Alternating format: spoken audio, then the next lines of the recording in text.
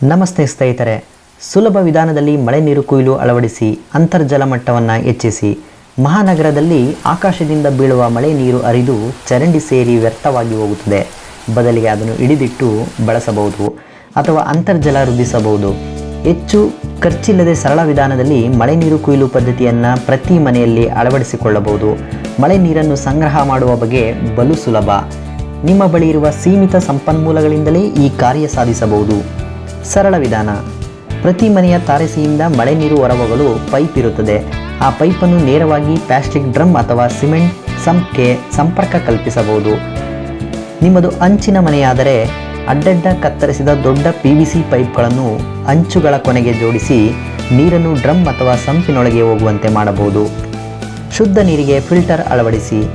ನೆಲಮಟ್ಟಕ್ಕಿಂತ ಕೆಳಗಿರುವ ನೀರು ಸಂಗ್ರಹಿಸುವ ತೊಟ್ಟಿ ಅಥವಾ ಸಂಪಿದ್ದರೆ ದೊಡ್ಡ ಪ್ರಮಾಣದಲ್ಲಿ ಮಳೆ ನೀರು ಕೊಯ್ಲು ಮಾಡಬಹುದು. ನೆಲಮಟ್ಟದಲ್ಲಿ 4 ರಿಂದ 6 ಅಡಿ ಎತ್ತರ 3 ಅಡಿ ಅಂಗುಳದ ಫಿಲ್ಟರ್ ನಿರ್ಮಿಸಿ ಸಂಗ್ರಹವಾದ ಮಳೆ ನೀರನ್ನು ಪೈಪೊಂದರ ಮೂಲಕ ಬಳಸಬಹುದು. ಕಸಕಡ್ಡಿಗಳು ಡ್ರಮ್ ಅಥವಾ ಸಂಪಿನೊಳಗೆ ಸೇರದಂತೆ ಜಾಲರಿಯೊಂದನ್ನು ಅಳವಡಿಸುವುದು ಅಥವಾ ನೀರನ್ನು ಶುದ್ಧಗೊಳಿಸಲು 4 ಅಂಗುಲ ಇದ್ದಿಲು ಮತ್ತು 4 ಅಂಗುಲ ಮರಳನ್ನು ಫಿಲ್ಟರ್ಗೆ ಸೇರಿಸಿದರೆ ಅದರ ಮೂಲಕ ಆದ ಮಳೆ ನೀರು ಶುದ್ಧಗೊಂಡು ಪೈಪ್ ಸಂಪ್ ಸೇರುತ್ತದೆ. ಧನ್ಯವಾದಗಳು ಸ್ನೇಹಿತರೆ.